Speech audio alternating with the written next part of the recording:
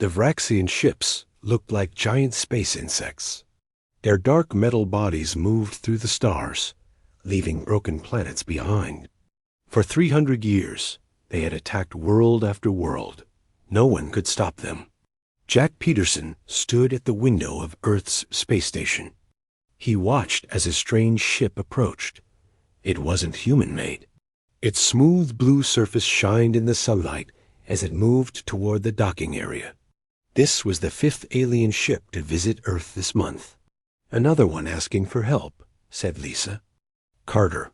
She joined Jack by the window. Her uniform showed she was a general in Earth's United Space Force. Jack nodded. The aliens are scared. They should be, Lisa said. The Vraxians have destroyed 23 of their worlds in the past 2 Earth years. Earth had only learned about aliens 15 years ago. Humans were still new to space travel beyond their solar system. They had built small colonies on Mars and were starting to explore nearby stars. And the aliens called the Galactic Alliance had found them. The alliance was made up of 32 different alien species. They had worked together for thousands of years. They had amazing technology and had offered to share it with humans. But there was a price. They want our weapons, Jack said. They think we're good at fighting. Lisa laughed without humor. Humans spent most of our history fighting each other. Now that looks like a good thing to these aliens. The ship docked, and 3 aliens walked out. They were tall with blue skin and forearms. They wore simple white clothes. They looked tired. Ambassador Zell, Jack said, greeting the alien in front. Welcome back to Earth. Zell bowed slightly. Thank you, Commander Peterson. We must speak with your leaders right away. In the meeting room, Earth's top officials gathered around a large table. President Maria Garcia sat at the head. The 3 aliens stood near a screen showing stars and planets. The Vraxians have changed course, Zell said. His voice was deep and calm despite the bad news. They are now heading toward your part of space. The room went quiet. President Garcia leaned forward. How long do we have? 3 of your months, Zell replied. Maybe less. Jack felt his heart beat faster. Earth wasn't ready for this kind of threat. Their ships were too few and too small. Why are they coming here? Asked Defense Secretary Alan Wright. We haven't bothered them. The Vraxians don't need reasons, said one of the other aliens. They take what they want. They have done this for centuries. Zell touched the screen, and an image appeared. It showed a strange-looking ship. It wasn't made of normal metal. It seemed almost alive, with parts that moved like muscles. This is a Vraxian war vessel, Zell explained. They are part machine, part living creature. They adapt quickly to attacks. Our weapons worked against them at first, but now they do nothing. What do they want? President Garcia asked. Everything, Zell said simply. They take resources, technology, even people. Some they eat, others they change into more Vraxians. Jack felt sick. He had heard stories about the Vraxians, but seeing the images made it real. The Alliance offers Earth a deal, Zell continued. We will give you our most advanced technology, faster ships, better medicine, everything we know. In return, we ask that you help us fight. Secretary Wright laughed. You have ships that can travel between stars in days. We can barely reach our own planets. How could we possibly help you? Because you think differently, Zell said. Your species still knows how to attack. The Alliance has focused on defense and peace for too long. We have forgotten how to fight a war. President Garcia stood up and walked to the window. Earth was visible below, blue and green and beautiful. If the Vraxians are coming here anyway, she said quietly, this is our fight too. She turned to face the room. What do you need from us? Zell seemed to relax slightly. We need your soldiers, your weapons, and most importantly, your war knowledge. Our weapons are primitive compared to yours, Jack pointed out. Perhaps that is exactly what we need, Zell replied. The Vraxians have adapted to our energy weapons. They expect certain types of attacks. Your projectile weapons, your explosives, these might surprise them. Lisa Carter stood up. I've reviewed the data you sent us last week. These Vraxians have a weakness. They adapt quickly, but they can only adapt to one type of attack at a time. Zell looked at her with interest. We have not observed this. That's because you always use the same kind of weapons, Lisa explained. But if we hit them with different attacks at the same time, projectiles, electricity, they can't adapt to everything at once. For the first time, Jack felt a small bit of hope. Humans were good at finding ways to fight. It was their darkest skill, but now it might save them. President Garcia nodded firmly. We accept your offer, Ambassador Zell. Earth will join your alliance and fight the Vraxians. There is little time, Zell warned. We must begin preparations immediately. As the meeting ended, Jack walked with Lisa down the long corridor toward the command center. Do you think we can really help them? He asked. They've been fighting these things for centuries. Lisa's face was serious. We have to try. And maybe our primitive ways will be exactly what's needed. The Vraxians have never faced humans before. Jack thought about Earth's history full of war and violence, but also full of people who refused to give up, who found ways to win against impossible odds. Then let's give them a proper human welcome, he said. In the coming days, Earth changed. Factories that made cars now made weapons. Scientists worked day and night studying Vraxian technology. Soldiers trained with new equipment made using Alliance knowledge. 3 months wasn't much time to prepare for an alien invasion. But humans had faced impossible challenges before. And this time, the whole galaxy would see what happened when you threatened Earth. The Vraxians had terrorized the galaxy for ages. Now, humans would answer. Deep inside a mountain in Colorado, hundreds of people worked without stopping. The old military base had become the center of Earth's defense project. Huge machines filled the large rooms. Scientists and soldiers moved quickly between workstations. Doctor. Ellen Wright wiped sweat from her face as she looked at the strange metal sample. It had come from a damaged Vraxian ship. The Alliance had provided it so humans could study their enemy. It's moving again, said her assistant, Chris Powell. He pointed at the metal under the microscope. Ellen nodded. They watched as the metal slowly changed shape. Even separated from the Vraxian ship, it was still alive somehow. Every time we hit it with an energy beam, it changes to resist that exact type of energy, Ellen said. But it can only change in one way at a time. For 6 weeks, they had tested the metal with every weapon Earth had. Lasers, heat, cold, electricity. Nothing worked for long. The metal would quickly adapt. General Lisa Carter walked into the lab. Please tell me you have good news, Doctor. Ellen smiled. Actually, I think we do. She led Lisa to a testing area where a large piece of the Vraxian metal was mounted on a wall. Next to it stood a simple-looking gun. This is what you've been working on? Lisa asked, looking unimpressed. It looks like an old-fashioned rifle. Looks can be deceiving, Ellen said. The aliens have spent centuries developing defenses against energy weapons.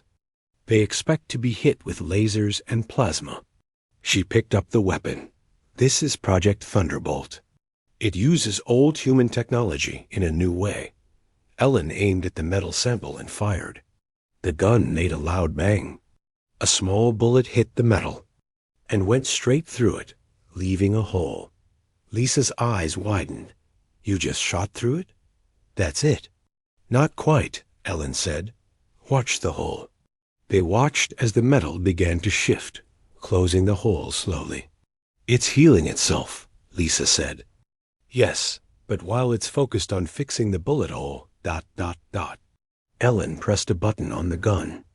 A small burst of electricity shot from the bullet that was now embedded in the wall behind the sample. The electricity went through the hole just before. It closed. The entire metal sample shuddered and turned black. It stopped moving completely.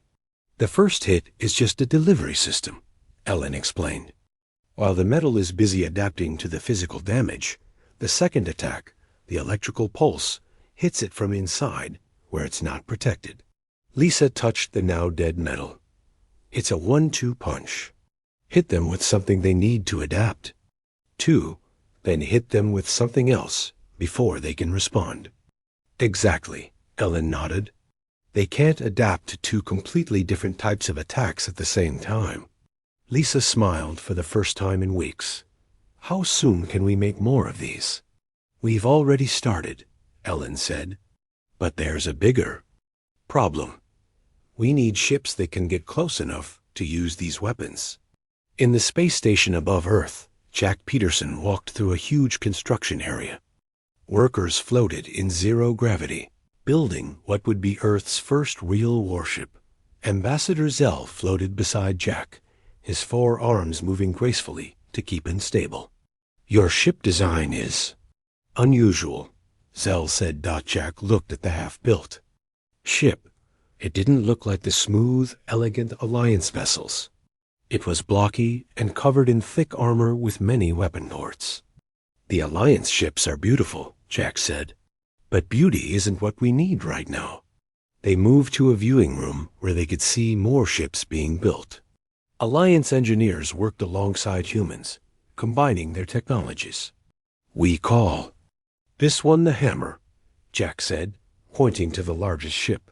And those smaller ones are strikers. They are very heavily armored, Zell observed. This will make them slow. That's what the Alliance engines are for, Jack explained. Your technology for speed, our design for fighting. Zell looked concerned.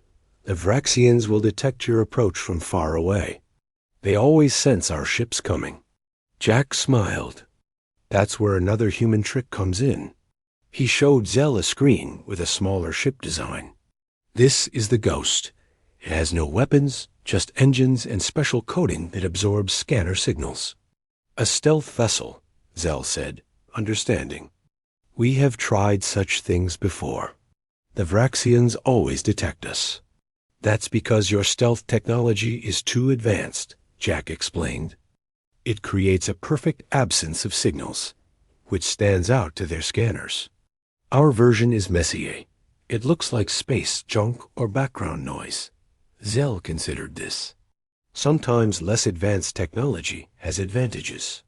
This is a lesson the Alliance is learning from humans. Jack checked his watch. The first fleet will be ready in 3 weeks. Let's hope that's soon enough. In a different part of the station, President Maria Garcia met with Alliance leaders. They sat around a large table with a star map projected. Above it, the Vraxians have changed course, said a tall green alien. They are moving faster than expected. Maria felt her stomach tighten. How much time do we have? 2 weeks, perhaps less, the alien replied. Our ships won't all be ready. Maria said, we need more time. Ambassador Zell entered the room with Jack. Then we must buy time, Zell said. The Alliance will send ships to slow the Vraxian advance. That's a suicide mission, Jack protested. You said yourselves that your weapons don't work against them anymore. We do not need to defeat them, Zell said, only delay them. Some of us will die, but that is better than losing everything. Maria stood up. No, we're in this together now. We'll send what ships we have ready along with yours. A combined fleet might surprise them. Jack moved to the star map and pointed to a location. We should meet them here, at the edge of the solar system. We can use the asteroid belt for cover. The Alliance leaders looked at each other, then nodded in agreement. 1 week to prepare, Maria said. Then we give the Vraxians their first lesson about humans. As the meeting ended, Jack looked out a window at Earth below. The blue planet seemed peaceful from space, but he knew every nation was now working together, building weapons and training soldiers. Humans were preparing for war in a way they hadn't done for generations. "Do you think we can win?" Zell asked, joining him at the window. "I don't know," Jack answered honestly. "But I do know this. Humans don't give up. Ever." The Vraxians were coming, but for the first time in centuries, they would face an enemy they hadn't planned for. An enemy that thought differently. An enemy that was ready to fight back. The space near Saturn was usually empty and quiet. Now it filled with ships. 43 Alliance vessels lined up beside 17 Earth ships. The human ships looked rough and unfinished compared to the smooth alien craft, but they carried weapons the galaxy had not seen in 1,000 years. Captain Ryan Cooper sat in the command chair of the Hammer, Earth's largest warship. The bridge crew worked at their stations, their faces serious. Through the front window, Ryan could see the rings of Saturn glowing in the sunlight. "All ships report ready, Captain," said Linda Evans, his second in command. "The Alliance fleet is in position."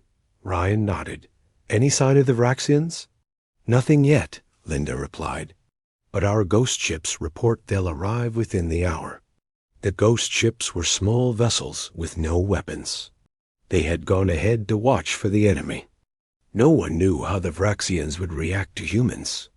The Alliance had fought them for centuries and always lost.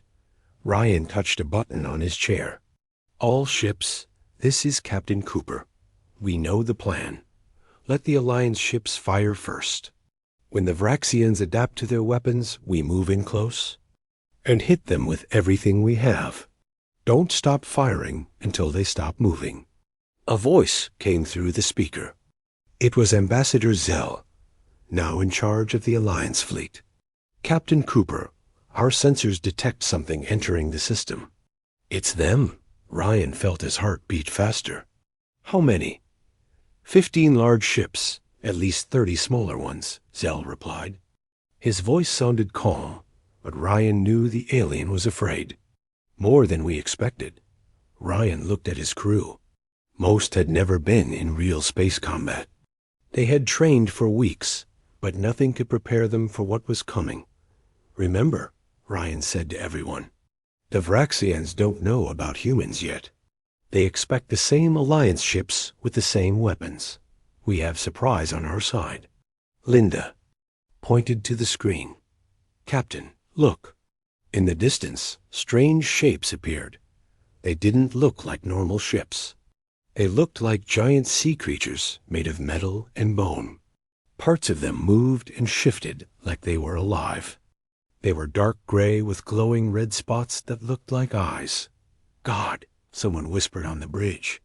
"They're monsters." Ryan straightened in his chair. "They're just ships, and ships can be destroyed. Everyone to battle stations." The Alliance ships moved forward first, spreading out in a wide line. They fired their energy weapons, beautiful beams of blue and green light that cut through space toward the Vraxian ships. The first shots hit the enemy vessels. Parts of the Vraxian ships broke off or exploded, but the damage healed quickly. The metal of their hulls shifted and changed, growing back over damaged areas. "They're adapting already," Linda said, watching the screen. "The Alliance weapons aren't doing much damage anymore." Ryan nodded, just as we expected. "Weapons officer, are the Thunderbolts ready?" "Yes, Captain," replied Officer Steve Morgan. "All tubes loaded and ready. Engine room, prepare for full speed," Ryan ordered. "We're going in close." The Hammer's engines roared to life. The huge human ship moved forward, followed by the other Earth vessels. They flew straight toward the Vraxian fleet, while the Alliance ships continued firing from a distance. "The Vraxians are turning toward us," Linda reported. "They've noticed our approach." "Good," Ryan said. "Let them get a good look at something new." The distance closed quickly. The Vraxian ships were now close enough to see clearly. They were even stranger up close, with parts that seemed to pulse like a heartbeat. "They're firing!" Linda shouted. Red energy beams shot from the Vraxian ships toward the human fleet. Some hit the hammer, shaking the whole ship. "Damage report?" Ryan asked. "Armor holding," Officer Morgan replied.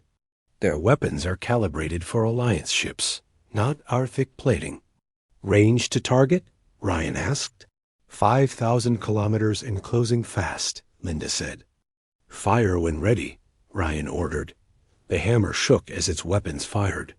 Not energy beams, but physical projectiles. The Thunderbolt missiles. They flew through space toward the nearest Vraxian ship. At the same time, the other human ships fired.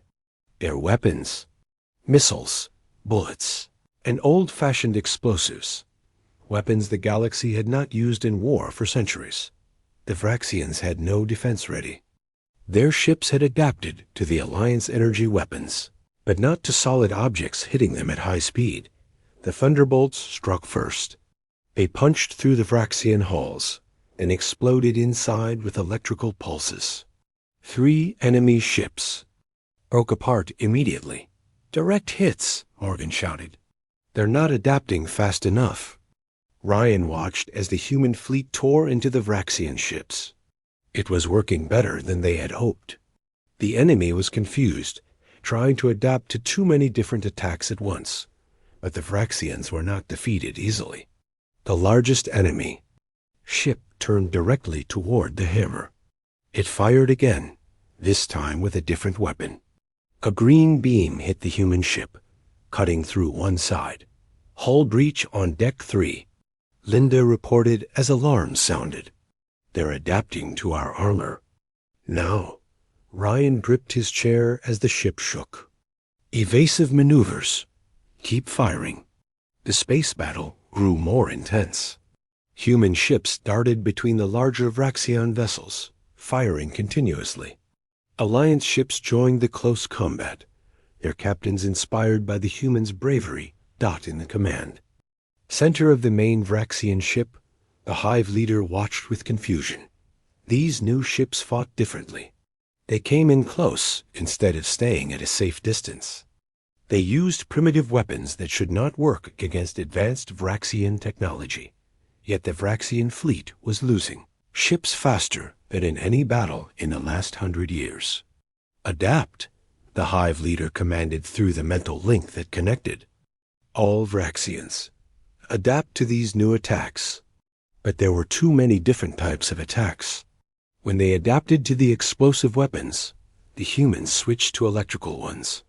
When they adapted to those, the humans used heat weapons. The Vraxians could not keep up. Back on the hammer, Ryan watched as the Vraxian fleet began to break apart. Some enemy ships turned away, trying to escape. "They're retreating," Linda said in disbelief. "Captain, the Vraxians are actually retreating." A cheer went up from the bridge crew. Ryan allowed himself a small smile. This was only the first battle, but it was something the Alliance had never seen before. A victory against the terror of the galaxy. Ambassador Zell's voice came through. The speaker again. "Captain Cooper, I must express our amazement. The Alliance has not defeated a Vraxian fleet in over 200 years. Today was just the beginning," Ryan replied. "They'll be back, and they'll be ready for our weapons next time. Then we'll find new ways to fight," Zell said. Together, as the human and Alliance ships regrouped, Ryan looked out at the stars. The Vraxians had ruled through fear for too long. Now they had something new to fear. Humans who refused to give up, who would keep fighting no matter what. The galaxy was about to change forever. 6 months passed since the first battle. The war spread across the stars as humans and the Alliance pushed the Vraxians back. Together, they won more battles than the Alliance had in 100 years. But each victory came with a cost. General Lisa Carter stood in the war room on Europa, one of Jupiter's moons. The large room was filled with maps and screens showing stars and planets. Both human and alien officers worked at different stations. In the center was a big table with a 3D map showing the entire war zone. We lost the Collins and 2 Alliance ships in the Rigel sector, reported Jack Peterson. He looked tired. His uniform was wrinkled, and his eyes had dark circles under them. The Vraxians are starting to adapt to our weapons. Lisa nodded. This was expected. The Vraxians were learning, changing their ships to resist human attacks. Each battle was harder than the last. What about the new weapons? She asked. Dr. Wright's team has 3 new types ready, Jack replied, but it's getting harder to surprise them. Ambassador Zell entered the room. The tall blue alien moved gracefully, despite his obvious exhaustion. Like everyone else, he had been working non-stop since the war began. We have tracked the Vraxian retreat patterns, Zell said. They always pull back to the same regions after a defeat. Lisa looked at the map. They're protecting something. Yes, Zell agreed. But what? The Vraxians have no homeworld that we know of. They live on their ships. Jack studied the map closely. Maybe they do have a base. Look at these movement patterns. He pressed some buttons, and the map showed lines representing Vraxian ship movements over the past 6 months. All the lines seemed to point toward one area of space, far beyond Alliance territory. They're all connected to this region, Jack said. But there's nothing there on our charts. Because no one has ever gone that far in return, Zell explained. That area is deep in Vraxian-controlled space. Lisa's eyes narrowed as she looked at the map. We need to know what's there. It could be the key to ending this war. Jack shook his head. A regular fleet would never make it. The Vraxians would detect us long before we got close. Then we don't send a fleet, Lisa said. We send one ship, our best stealth vessel. The Ghost 2 was the newest and best stealth ship humans had built. It was small, with a crew of only 12. Its special coating absorbed scanner signals, making it nearly invisible to detection systems. The ship had no weapons, only engines and scanning equipment. Captain Sarah Johnson checked the ship's systems one last time before departure. She was young for a captain, but she was the best pilot Earth had. Her crew was a mix of humans and Alliance members, all specially trained for this mission. Everything looks good, said her first officer, Ben Garcia. We're ready when you are, Sarah nodded. This is the most important mission of the war. We need to find out what the Vraxians are hiding and get that information back to Earth. The Ghost 2 left the space station quietly. No ceremony, no announcements. Most people didn't even know they were going. That was how secret missions worked. They traveled for 3 weeks, moving carefully through Vraxian territory. Twice they had to hide as enemy ships passed nearby. But their stealth technology worked. The Vraxians didn't detect them. Finally, they reached the mysterious region of space. At first, they saw nothing unusual. Are we in the right place?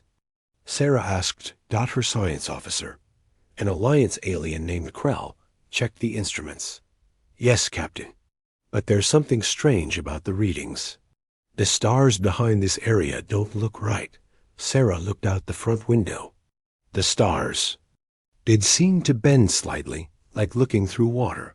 It's a camouflage field, Krell said suddenly. Very advanced. It bends light around whatever they're hiding. Can we see through it?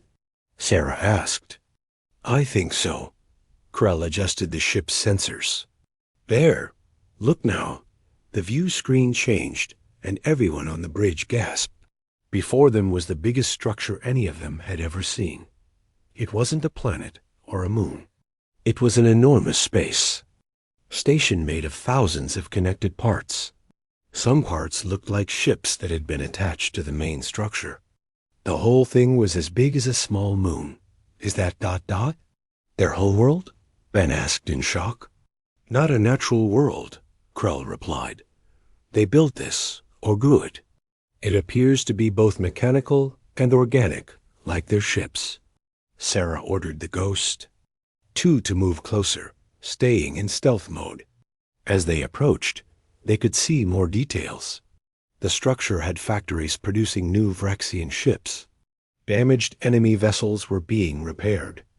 Resources from conquered planets were being brought in and consumed.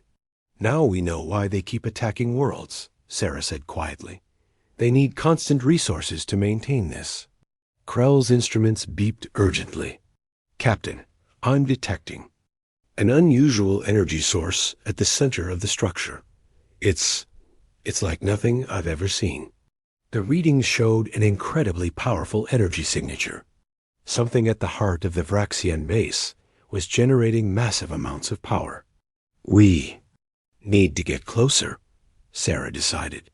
We have to know what that is. The Ghost, too, moved carefully between the outer sections of the massive structure.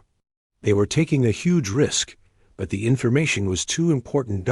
As they got closer to the center, Krell's instruments revealed the truth. It's a controlled singularity, he said in amazement. An artificial black hole. They're using it as a power source. Is that even possible? Ben asked. Apparently it is, Sarah replied. But look at the containment system. The screens showed a complex network of devices surrounding the singularity, keeping it stable and harnessing its energy. The containment system requires constant adjustment, Krell explained. If it failed ... the whole structure would be destroyed. Sarah finished. They've built their entire civilization around an incredibly dangerous power source. Sarah knew they had found the Vraxians' weakness. If the containment system were disrupted, even briefly, the results would be catastrophic for the enemy. We have what we need, she said. Prepare to leave. We must get this information back to Earth. As the Ghost 2 quietly pulled away from the massive structure, Sarah felt a mix of hope and fear. They had discovered something that could end the war. But using that knowledge would mean destroying an entire civilization, even if it was one that had terrorized the galaxy for centuries. The journey back would be dangerous. But now, for the first time, humans and the Alliance had a real chance to defeat the Vraxians forever. The war room on Europa was completely silent. Everyone stared at the images on the big screen. Captain Sarah Johnson had returned safely with the Ghost 2, bringing back pictures and data about the massive Vraxian structure. An artificial black hole, Dr. Ellen Wright said in amazement. The power it generates must be incredible. And incredibly dangerous, added General Lisa Carter. She turned to the Alliance representatives. Did you know about this? Ambassador. Zell shook his head. We suspected they had a central base, but nothing like this. No one has ever gotten close enough to see it before. President Maria Garcia studied the images carefully. So this is why they keep attacking worlds. They need constant resources to maintain this structure and power source. Yes, Sarah confirmed. And the containment system is their weakness. If it were disrupted even briefly, the black hole could destabilize. Jack Peterson stepped forward. We could end this war with one strike. Hit the containment system, and the whole Vraxian civilization would collapse. The room fell silent again. Everyone understood what this meant. It wasn't just about destroying a military target. It would mean the end of an entire species. Is there another way? Maria asked quietly. Could we force them to surrender without destroying their base? Dr. Wright looked at the data again. The disruption wouldn't have to be permanent. If we could interfere with the containment system temporarily, it might cause enough confusion and fear to make them listen. The Vraxians have never negotiated before, Zell pointed out. They only take. They have destroyed countless worlds. Without mercy, Maria nodded slowly. Then we give them a choice, surrender or face destruction. The plan came together quickly. A special strike force would be assembled, the best ships from Earth and the Alliance. They would carry a new weapon designed by Dr. Wright specifically to target the containment system around the black hole. 1 month later, the strike force gathered near the edge of Vraxian space. 50 ships in all, led by the Hammer, now commanded by Captain Ryan Cooper. General Lisa Carter addressed all ship captains from her command vessel. This mission has 2 parts. First, we create a distraction to draw away their defense fleet. Then, a smaller group will approach the central structure to deliver our message and, if necessary, use the new weapon. The ships moved out, beginning the most dangerous mission of the war. The main fleet headed directly toward a major Vraxian outpost. As expected, enemy ships rushed to defend it. Meanwhile, a group of 10 ships, including the Hammer, took a different route. They used the data from the Ghost 2 to approach the hidden Vraxian base from an unexpected direction. "We're approaching the camouflage field," Ryan reported from the Hammer. "No sign they've detected us yet," Lisa nodded. "Proceed as planned. Let's hope they listen to reason." The small fleet passed through the camouflage field and saw the enormous structure. It was even more impressive in person than in the images. Thousands of ships moved around it, like insects around a hive. "They've spotted us," Ryan said as alarms sounded. "Vraxian ships are moving to intercept." "Open a communication channel on all frequencies," Lisa ordered. "Let's make our offer before this turns into a fight." The communication officer worked quickly. "Channel open, General." Lisa took a deep breath. "Attention Vraxian Collective. This is General Lisa Carter of Earth. We know about your central base and power source. We have weapons capable of disrupting your containment system around the artificial black hole." The approaching Vraxian ships suddenly slowed. This was unexpected. The enemy had never responded to communications before. Lisa continued, "We do not wish to destroy you. We offer you a choice. End your attacks on all worlds, withdraw to your own space, and live in peace with the rest of the galaxy. If you refuse, we will have no choice but to use our weapons." For several long minutes, there was no response. The Vraxian ships remained in position, neither advancing nor retreating. Then, a strange signal came through. It wasn't words exactly, more like patterns and images, translated into something humans could understand. "We have existed this way for 1,000 years, the Vraxian message said. "Taking is our nature. Why should we change?" "Because the alternative is extinction," Lisa replied firmly. "We've shown we can defeat your ships in battle. Now we can target your very heart. Is survival not preferable to destruction?" Another long pause followed. The Vraxian ships began to move again, but not toward the human fleet. They were forming a protective line around the central structure. "You would destroy an entire species?" The Vraxian voice asked. "We would defend ourselves and others from destruction," Lisa answered. "Something you have never hesitated to do. But unlike you, we offer a choice." The strange communication continued. "We have never been opposed successfully before. Humans are ... different." "Yes, we are," Lisa agreed. "We fight fiercely when threatened, but we prefer peace when possible." Hours passed as the tense standoff continued. More messages were exchanged. The Vraxians seemed to be having an internal debate, something the Alliance had never witnessed before. Finally, the Vraxian ships began to move aside, creating a path. "We will consider your terms," the Vraxian message stated. "A temporary cessation of hostilities while we ... adapt to this new situation." It wasn't a complete surrender, but it was more than anyone had ever achieved with the Vraxians before. For the first time in centuries, they were willing to talk instead of simply taking dot as the human and Alliance ships maintained their position. A formal meeting was arranged. Representatives would meet on a neutral ship to discuss terms for a permanent peace. Back on the command ship, Lisa looked out at the massive Vraxian structure. "Do you think they'll keep their word?" she asked Ambassador Zell. I don't know, the alien replied honestly. This is unprecedented. But they now understand. Something they never have before. What's that? Lisa asked. Fear, Zell said simply. For ages, they caused fear in others. Now they know it themselves. 3 days later, as the peace talks began, news spread throughout the galaxy.